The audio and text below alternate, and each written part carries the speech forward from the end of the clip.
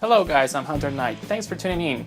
Today we're going to take a look at the entire old fodder wave from Marvel Legends, which has already hit stores nationwide on retailers like Target and Walmart, and also some online e-tailers like Big Bad Toystore and Entertainment Earth, whose links are provided on the description in case you want to purchase them. Also, you can find it on Scalper's Paradise eBay. So, you know, it's your choice. So, without further ado, here they are. We begin with Scarlet Witch, the most awaited figure in the entire wave. She's a vast improvement over the 2005 figure, which I sold as soon as I pre-ordered this one. She has a beautiful face sculpt, a heavier than gilt cape made of strong plastic, almost like ABS I gotta say. Hasbro sculpted new abs and boobs, something that surprises me because I thought they would just reuse the Emma ones, but alas, Hasbro made me wrong. They went ahead and sculpted a regular sized chest for her, leaving Emma Frost as the sole proprietor of these boobs. For now at least. She does however reuse the Emma Frost boots and high heels, which made her a total pain to stand. She includes these hex balls, which will be reused to Kingdom Come, since they also have attachments for the male wrist and will come recolored for Doctor Strange. They can be attached by simply removing the hands and putting them in.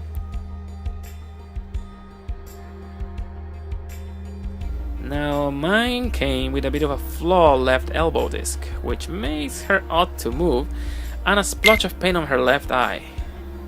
Well, the luck of the draw.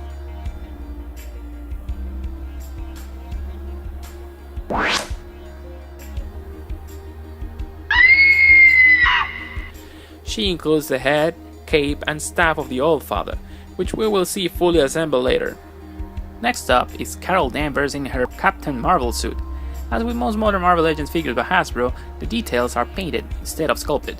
She has a regular helmet head, and a masked one with a beautiful hair sculpt that miraculously got a brown wash. Her sash is loose and goes all over the place when posing her. She includes a fireball accessory with glitter inside, which is the exact same we got with Jubilee Lee. The proportions here are nice, with great muscle definition and sculpt since they come from the Moonstone figure mold. Since she is a swap with Scarlet Witch, she comes with the head of King Thor, which we will assemble later. Next up is my least favorite figure of the wave, Iron Fist. He comes in his white suit version back when he held the Eye of Agamotto. He reuses the Quicksilver bullseye body, which Hasbro is thankfully retiring as per their official announcement. Now, to reduce costs, Hasbro has decided to mold every metallic part into that caramelized pearlescent plastic we see here on the mask and other figures like Iron Man. Well, this is fine. Metal to me is metal, and pearlescent caramel is pearlescent caramel, so it really doesn't do it for me. The head is one single piece where they just painted the eyes and the mouth. The figure has a nice blue shading, something the Toy Biz used to do a lot back in the days. The belt is loose, but it doesn't get in the way of the articulation. The best part of this figure is the mental amount of hands he comes with. A total of 3 extra pairs, kinda like a Japanese figure. You have kata, judo, fist, and grabby hands, all easily interchangeable. Iron Fist comes with Odin's left leg. Next up is Hawkeye. He uses the mold of Bucky Captain America, which has the right proportions. Comes with previous exclusive Hawkeye's bow, I'll try to say that twice, cast in purple, and the same exact quiver. He has the same lower arm as Winter Soldier, cast in that caramelized pearlescent plastic. Now, for comparison, here's a custom Dark Hawkeye I made, where I recolor his arm with real metallic purple paint that I created. See the difference? This plastic might look good at first, but it's never going to be as good as the real thing. Metal is metal, period. The left arm seems a bit longer than the other one though, but it's kind of in the eye of the beholder, so wouldn't do too much, but it kind of looks weird, well, okay, whatever.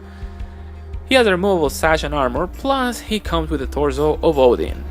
Next up is the God of Thunder, Thor. He is a retooled figure that uses most parts from the first Thor from Wave 1. Now on the head, Hasbro was very clever since they used the faceplate of the Return of Marvel Legends Thor, but with a newly sculpted helmet all around. You can even see the eyebrows are the same. He features new arms and a new sword, which comes with a female genital inspired type of carving here. I don't know. Do you see it too? Good, then I'm not the only perv here.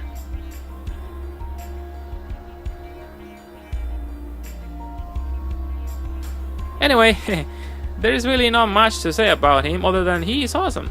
He comes with the right leg of his father. Ew. Oh my god, that sounded terrible. Next up, the wait is over.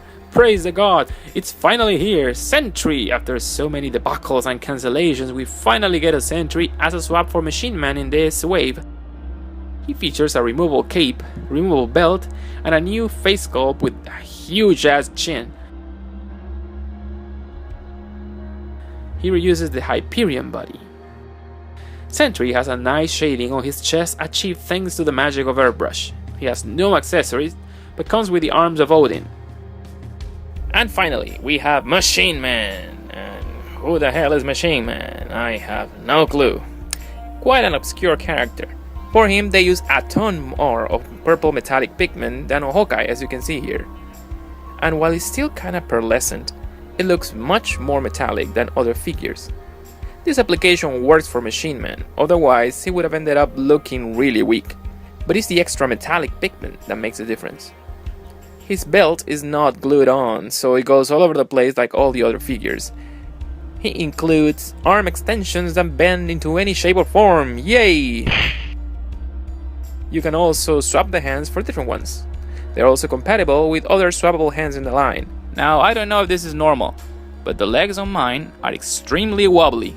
Look, seems like he's dancing lambada here. As said before, he's the swap for Sentry, but he comes with the arms for King Thor. Finally, we can now build either King Thor or the Old Father, but here's a catch. You will have to buy an extra Iron Fist, Thor, and Hawkeye to get the torso and legs, since once you pop the arms in, they will not come off, so choose wisely. In my case, I'm a sucker for all things medieval or Viking, so I had to have both. And here they are, Odin and King Thor. They are both great figures, but my biggest complaint will be in the heads. They lack shading, paint apps, highlights, makeup, mascara, whatever. They're painted terribly flat. I know this is to reduce cost, and probably in the future we'll get figures that say finish it yourself on the packaging, which is what I will have to do here. The armor has a wash on it, no question about it, but it's lacking a dry brushing effect. See, you just don't add a wash without giving it a final dry brush. To me, it looks unfinished.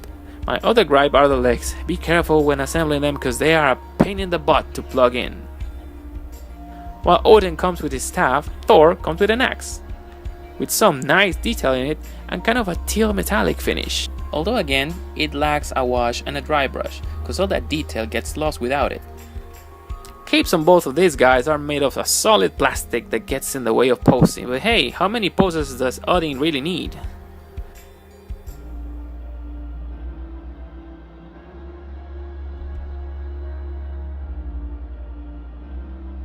The packaging across all these figures has changed a bit. In an effort to save even more costs and keep the price point at $20, the packaging is now multilingual. In English, French, Spanish, and Portuguese, in case you can read them all. Here, let me try. Daniel Rand channels the power of the dragon Shulao. Daniel Rand canalise la puissance de whatever. I don't read French, I'm sorry. Daniel Rand canaliza el poder del dragón Shulao. Daniel Rand canaliza el poder del dragón Shulao. Alright, that's a bit of my Portuguese. In the end, we know where all that printing will go. In the trash. I'm thrilled to get all these new characters and updates of some old ones. The articulation, the standardization and use of base bugs pioneered by DC Universe Classics is all great, and happy to see them applied in this line. The paint jobs though are another different issue. With each wave, the quality is getting worse and worse, but at $20, I think we can ask for more. But if they raise the price to $30, that's it. F it, I'm not buying this anymore. I mean, what the f? Well, that's it, guys. I hope you like this type of review. I didn't want to go and review each one separately because, I mean, it's been done by great reviewers out there. So I thought I'd do something different and just give a quick view on all of them. Let me know if you like this, okay? Thank you for watching. And this is Hunter Knight, signing out.